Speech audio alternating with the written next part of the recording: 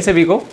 Delhi police में आपको पता है कांस्टेबल की वैकेंसी आ गई है, 7500 प्लस वैकेंसी है। आपको फॉर्म कैसे भरना है, क्या गलती नहीं करनी है, क्योंकि लास्ट टाइम में अगर फॉर्म भर दिया, आप शिद्दत से तैयारी कर रहे हैं और आपका फॉर्म ही रिजेक्ट हो गया तो मेरे भाई आपको बहुत दुख होगा। तो इस वीडियो में मैं स्टेप टू स्टेप आपको बताने वाला हूँ, स्टेप बाय स्टेप बताने वाला हूँ कि कैसे आपको फॉर्म भरना है, कैसे आपको लाइव फोटो के माध्यम से अपना वेरिफिकेशन कराना है, सिग्नेचर, दूसरे अदर डॉक्यूमेंट जो है वो सारे के सारे अपलोड करने हैं और क्या कुछ रहने वाला है, सारी डिटेल से मैं इस वीडियो में बताने वाला हूँ। तो दिल्ली 2025 की फॉर्म कैसे भरें, इंपॉर्टेंट नोटिस और जो अदर चीज़ें हैं वो सारी इस बात करने वाले हैं।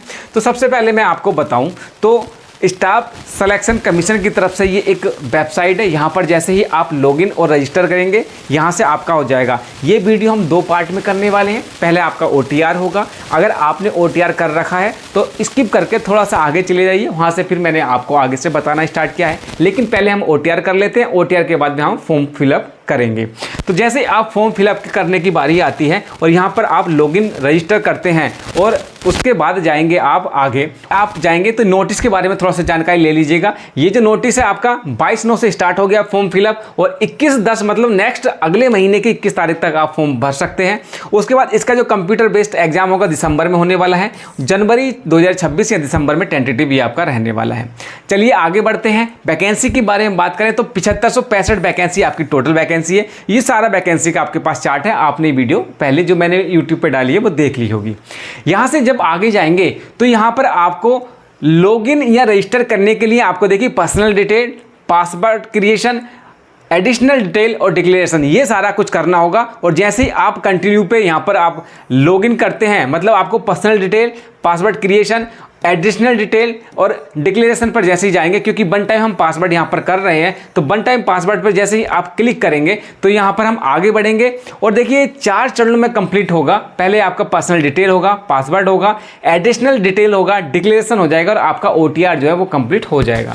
तो OTR को स्टार्ट करने के लिए आपको देखिए 2 तरह से होगा। एक आधार कार्ड मांगेगा, अगर आधार कार्ड आपके पास है तो यस कर देंगे, नहीं है तो उसके लिए अदर प्रोसेस है। और उसके लिए क्या है, जैसे आपने OTR में आधार कार्ड नहीं दिया तो सेंटर पे आप एग्जाम देने के लिए आपको 2 घंटे पहले जाना पड़ेगा सेंटर पे और वहां पर आपको वेरिफिकेशन करेंगे, EKYC करेंगे, तभी आपका सेंटर में एग्जाम अलाउ होगा। अगर आप आधार कार्ड है तो आधार कार्ड के लिए यस करेंगे, फिर यहाँ पर आप UID या BID आपका आधार कार्ड नंबर डालेंगे, आधार कार्ड फिर वेरिफिकेशन करेंगे। उसके बाद आई हियर बाई मतलब इसको सबमिट यहाँ पे टिक करेंगे। और टिक करने के बाद यहाँ पर 2 चीज़ें और हैं, या तो जो लिखा हुआ है सारा का सारा आप सुन सकते हैं, यहाँ पर सुन भी सकते हैं और इसको आप हिंदी में करना चाहते हैं कि यार हिंदी में क्या लिखा हुआ है तो स्विच टू हिंदी कर सकते हैं। जैसे ही स्विच टू हिंदी करेंगे तो सारा का सारा मैटर जितना भी है ये आपका हिंदी में अवेलेबल हो जाएगा।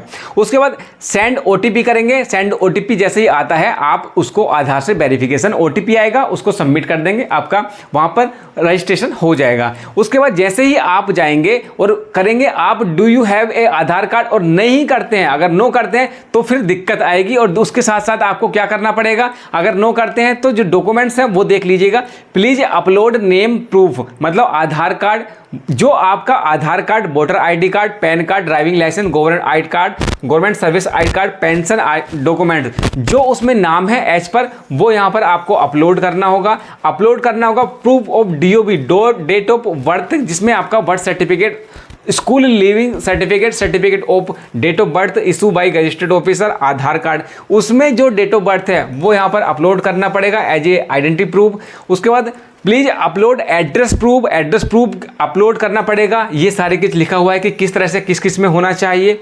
उसके बाद जैसे ही आप वो करते हैं प्लीज अपलोड जेंडर प्रूफ आपको देना पड़ेगा। Candidate name as per मैट्रिकुलर certificate, अगर आपके पास आधार नहीं है तो इन सबको आपको यहाँ पर अप्लाई करना पड़ेगा। अगर आपके पास आधार है तो यस करिएगा, आधार के बाद वहां पर आपका आधार कार्ड नंबर डालेगा, आई हियर बाई कीजिएगा, सेंड OTP और आपका आधार कार्ड वहां पर लिंक हो जाएगा। तो जैसे ही आधार कार्ड डालते हैं, क्योंकि नो है, नो अगर आपने कर दिया तो ये सारे डॉक्यूमेंट्स आपको अपलोड करने पड़ेंगे। आधार कार्ड है आपके पास तो यहाँ पर यस कीजिएगा, यहाँ पर अपना आधार कार्ड डालिएगा, वेरिफिकेशन करिएगा। उसके बाद आई हियर बाई और सेंड ओटीपी जैसे ही करते हैं आपके पास ओटीपी आ जाएगा, आप उसको वेरिफिकेशन कर लेंगे। वेरिफिकेशन के बाद यहाँ पर आप देखेंगे, उसके बाद नेक्स्ट जो विंडो खुलेगी कैंडिडेट नेम की खुलेगी। Name as per 10th marksheet के हिसाब से आप यहाँ पर अपना नाम डालेंगे। नाम डालने के बाद आपको अपनी डेट ऑफ बर्थ डालनी पड़ेगी। डेट ऑफ बर्थ फिर वेरिफिकेशन करना पड़ेगा, वेरीफाई करना पड़ेगा, क्योंकि एक एक जो आपकी जानकारी है वो 2 पार्ट में डाली जा रही है। पहले यहाँ पर आप अपनी डेट ऑफ बर्थ डालेंगे, फिर यहाँ पर आप डेट ऑफ बर्थ डालेंगे और दोनों डेट ऑफ बर्थ आपकी सेम होनी चाहिए। डेट ऑफ बर्थ डालने के बाद आप अपने फादर्स का नाम डालेंगे, फिर फादर का नाम आप वेरीफाई करेंगे। और फादर का नाम क्या लिखा हुआ है देखिए यहाँ पर, आप father's name should be same as mention in matricular certificate. जो आपकी 10th के डॉक्यूमेंट्स है उसके हिसाब से आप अपने फादर का नाम डालेंगे। Please enter name without any, मतलब आपका जो फादर का नाम है मिस्टर, श्री, लेट, डॉक्टर या प्रोफेसर ETC यहाँ पर कुछ नहीं डालना, सिंपली आपका नाम डालना है। जैसे मान लीजिएगा श्री रोहित कुमार सिंह है तो रोहित कुमार सिंह डाल दीजिएगा, श्री या मिस्टर या डॉक्टर वो सब कुछ यहाँ पर नहीं डालना है, वेरीफाई करना है। मदर नेम डालना है, मदर नेम को फिर वेरीफाई करना है। मदर नेम का भी मिस्टर, श्रीमती, लेट ये कुछ नहीं डालना, सिंपली जो नाम है वो डाल देना है। जैसे श्री है तो श्री नहीं डालेंगे, मिस्टर है मिस्टर नहीं डालेंगे डायरेक्ट, पंकज है तो पंकज आप उसका नाम यहाँ पर फिलअप कर सकते हैं, जो भी आपके फादर का नाम है। उसके बाद मैट्रिकुलर 10th की जो एजुकेशन बोर्ड कहाँ से आपने पास किया था वो यहाँ पर आपको दिखाना होगा। उसके बाद आप 10th के रोल नंबर डाल सकते हैं। Roll number should be same as mention in matricular, मतलब जो आपका 10th के डॉक्यूमेंट्स है उसके हिसाब से आप रोल नंबर डालेंगे। उसके बाद only and are allowed please enter roll number without any other specific character. Special character यहाँ पर कुछ नहीं डालना, ओनली आपको रोल नंबर ही डालना है, ठीक है। रोल नंबर डालना है। If roll code is given in your matricular certificate, roll code और रोल नंबर जो भी आपके सर्टिफिकेट पे मैट्रिकुलर सर्टिफिकेट पे दिया हुआ है वो डालना है। या तो रोल कोड डाल दीजिएगा या रोल नंबर डाल दीजिएगा, इनमें से आप डाल देंगे। जैसे ही रोल नंबर डालते हैं उसके बाद यहाँ पर रोल नंबर वेरीफाई करना होगा। उसके बाद ईयर ऑफ पासिंग, किस ईयर में आपने पास किया है वो यहाँ पर डालना होगा। उसके बाद फिर वेरीफाई करके आपने किस ईयर में पास किया है वो डालना होगा। उसके बाद highest level of education qualification, मतलब आपने क्या हाईएस्ट एजुकेशन क्वालिफिकेशन है। जैसे आप फॉर्म भर रहे हैं 12th का, क्योंकि ये दिल्ली पुलिस की जो वैकेंसी है 12th से आई हुई है स्टैंडर्ड से, लेकिन आपने BSc PCM ग्रुप से की है या MCOM कर रखा है या आपने BA कर रखा है, BCA कर रखा है, जो भी किया है हाईएस्ट डिग्री आपके पास क्या है एजुकेशन क्वालिफिकेशन यहाँ पर डालना है। उसके बाद आपको वेरीफाई करने के लिए हाईएस्ट क्वालिफिकेशन आपको डालना पड़ेगा। जैसे ही वो डालते हैं कैंडिडेट मोबाइल नंबर यहाँ पर डालना होगा और ईमेल ID डालना होगा। ये दोनों आपकी रनिंग में हो, मतलब चालू हो, इस पर OTP आएगा। जैसे ही OTP आता है OTP यहाँ पर आप फिलअप करेंगे। यहाँ पर एक ऑप्शन आ जाएगा सेंड OTP वाला और वेरीफाई वाला। जैसे ही आप करते हैं सेव नेक्स्ट करते हैं, यहाँ पर OTP डालकर ईमेल ID और आपका फ़ोन नंबर पे OTP for verification will be send to your email ID आ जाएगा, मोबाइल नंबर पे आ जाएगा। उसके बाद जैसे ही जाता है सेव एंड नेक्स्ट करते हैं, आप पहुंच जाएंगे आपका योर रजिस्ट्रेशन नंबर, यहाँ पर आपका रजिस्टर्ड हो जाएगा। उसके बाद आप करेंगे कंटिन्यू करने के बाद जैसे ही आप जाते हैं तो ये आपके पास हेलो कैंडिडेट, यहाँ पर रजिस्ट्रेशन नंबर, पासवर्ड आ जाएगा, ये कैप्चा डालना पड़ेगा। ये तीनों करने के बाद, क्योंकि मोबाइल रजिस्ट्रेशन नंबर पासवर्ड ये आप बनाएंगे, क्योंकि जैसे ही वो करते हैं उसके बाद आपको एक विंडो खुलेगी, वहाँ पर आपको अपना जो पासवर्ड है वो बनाना पड़ेगा। बनाने के बाद यहाँ पर सब कुछ डालने के बाद आप जब साइन इन करेंगे, साइन इन करते ही आप नेक्स्ट पेज पे जाएंगे। वहाँ पर आप अपनी कैटेगरी डालेंगे, उसको वेरीफाई करेंगे कि आप OBC में हैं, SC में हैं, ST में हैं। उसके बाद आप वेरीफाई करेंगे। नेशनलिटी आप इंडिया लिखेंगे कि हम इंडिया से मैं बिलोंग करता हूँ। Contact details for other national, अगर आप यहाँ पर डालते हैं कि मैं किसी अदर कंट्री से बिलोंग करता हूँ तो यहाँ पर आपकी अदर डिटेल यहाँ पर डलेगी। उसके बाद विजिबल आइडेंटिफिकेशन मार्क, आपके पास जो शरीर पर विजिबल आइडेंटिफिकेशन मार्क है, यहाँ पर कट है, यहाँ पर कहीं कुछ मार्क्स हैं, वो आपको यहाँ पर शो करना होगा जिससे कि आपकी आइडेंटिफिकेशन मार्क वेरीफाई की जा सके। उसके बाद आप are you person will benchmark disability, अगर आप डिसेबिलिटी रखते हैं तो यहाँ पर आपको रखना पड़ेगा यस है तो फिर उसका सर्टिफिकेट का नंबर डालना पड़ेगा, नहीं तो आपको नो करके आगे बढ़ जाना है। उसके बाद आप एड्रेस डालेंगे। आप एड्रेस के साथ साथ आप if is permanent address as a present address और परमानेंट एड्रेस अगर आपका सेम है तो यस पे बिलोंग कर देंगे। जो आपका परमानेंट एड्रेस है वही आपका प्रेजेंट एड्रेस, दोनों एज इट ही रख देंगे, वरना नो करके फिर नीचे अलग आपको एड्रेस डालना पड़ेगा। आगे चलिएगा और वन टाइम रजिस्ट्रेशन डिक्लेरेशन करना होगा और जैसे ही वो सारी डिटेल भरने के बाद I agree for the above terms and condition पे क्लिक करते हैं। उसके बाद अगर आप अपना प्रीव्यू देखना चाहते हैं तो यहाँ से आप प्रीव्यू देख सकते हैं, वरना आप डिक्लेरेशन देख के आगे बढ़ सकते हैं। जैसे ही आप वो सारी चीज़ें कर लेंगे आपको log in to your account में जाएंगे। योर अकाउंट में यहाँ से आप रजिस्ट्रेशन नंबर हो जाएगा, पासवर्ड हो जाएगा, यहाँ पर आप अपना कैप्चा भर देंगे।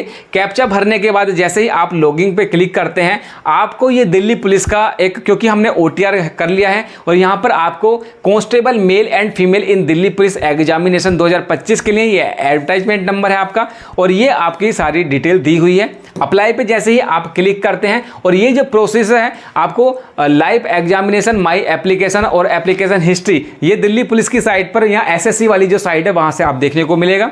अप्लाई करेंगे, अप्लाई में जैसे ही करेंगे और डायरेक्ट 19वें क्वेश्चन उस पर पहुँच जाएंगे। यहाँ पर आपको हाईएस्ट ग्रेजुएशन लेवल मतलब एजुकेशन लेवल यहाँ पर आपने क्या किया हुआ है, क्योंकि 12th से तो है, अगर 12th है तो 12th डाल दीजिएगा, वरना ग्रेजुएशन की रखिए तो या पोस्ट ग्रेजुएशन जो भी है यहाँ पर डाल देंगे। उसके बाद डिटेल ऑफ क्वालिफिकेशन एजुकेशन यहाँ पर डालना पड़ेगा आपको, 12th स्टैंडर्ड क्योंकि 12th से है। आपको फिर डालना होगा EQ स्टेटस की, आपने जो है एसेंशियल क्वालिफिकेशन क्या स्टेटस है, क्या आप उसमें अपेयरिंग हो रखे हैं या पास कर लें, क्या क्या है। यहाँ पर जैसे ही विंडो खुलेगी यहाँ पर आप डाल देंगे, कब आपने पासिंग ईयर है वो डालेंगे, आपने किस बोर्ड से किया है, नेम ऑफ बोर्ड का डालेंगे, यहाँ पर बहुत सारे बोर्ड का नाम आ जाएगा, अपना बोर्ड किसने आपने 12th की है वो देख के यहाँ पर डालना पड़ेगा। रोल नंबर यहाँ पर आप डालेंगे। उसके बाद जैसे ही रोल नंबर डालते हैं उसके बाद यहाँ पर देखेंगे आपकी परसेंटेज यहाँ पर नीचे आ जाएगी। आप परसेंटेज, अगर परसेंटेज है तो परसेंटेज, वरना आप ग्रेड वाइज है तो नीचे ग्रेड वाइज में आप यहाँ पर डाल देंगे। जैसे ही ये करके आप आगे बढ़ेंगे एडिशनल इन्फॉर्मेशन में आप डू यू प्रोसेस, अगर OBC कैटेगरी से बिलोंग करते हैं तो आप यस करेंगे, अगर OBC कैटेगरी से बिलोंग नहीं करते हैं तो आप नो करेंगे। यहाँ पर देखने वाली बात है कि OBC category certificate notification in central list by और by the government of NCT of Delhi, इसमें 2 OBC सर्टिफिकेट आपके पास हो जाएंगे, चल जाएगा। या तो आपको केंद्र सरकार ने OBC कैटेगरी में रखा हुआ है तो केंद्र सरकार का जो केंद्र का आपका OBC सर्टिफिकेट है वो भी चलेगा। उसका अगर आपके पास केंद्र का सरकार का नहीं है और दिल्ली सरकार ने आपको OBC सर्टिफिकेट दिया है तो वो भी चल जाएगा। मतलब अगर केंद्र सरकार ने दिया है तो केंद्र का है तो केंद्र वाला भी चल जाएगा। अगर ये नहीं है आपके पास तो दिल्ली सरकार ने जो आपको दिया है, दिल्ली बोर्ड की तरफ से आपको निकला है तो दिल्ली सरकार का भी मान्य यहां पर हो जाएगा।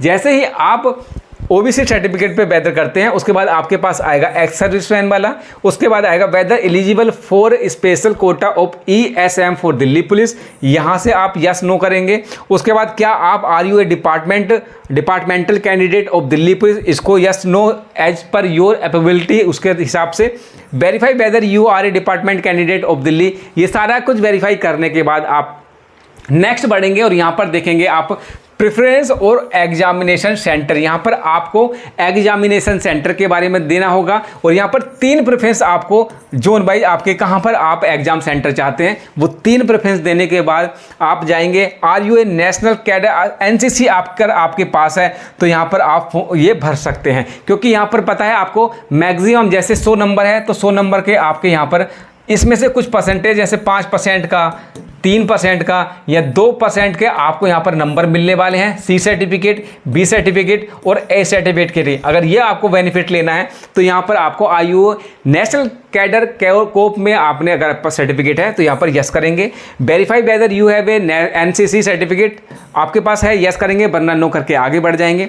Do you process degree post graduation diploma award by the, ये RRU से अगर आपने डिप्लोमा या डिग्री धारक हैं तो यस और नो पे टिक, जो भी आपके पास अवेलेबिलिटी है उसके हिसाब से आप करके आगे बढ़ जाएंगे। और जैसे ही वो कर सकते हैं उसके बाद आपके पास 2 ऑप्शन आएंगे, एक तो आपको लाइव फोटो अपलोड करना होगा, एक सिग्नेचर अपलोड करना होगा। दोनों को कैसे करना है वो देख लीजिएगा।